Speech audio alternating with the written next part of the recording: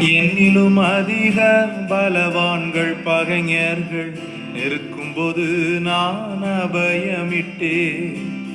என்னிலும் அதிக பலவான்கள் பகைஞர்கள் நெருக்கும்போது நான் அபயமிட்டேன். உயரத்தில் இருந்து உம் கரம் நீட்டி என் கரம் பிடித்து தூக்கி விட்டீ. உயரத்தில் இருந்து உம் கரம் நீட்டி என் கரம் பிடித்து தூக்கி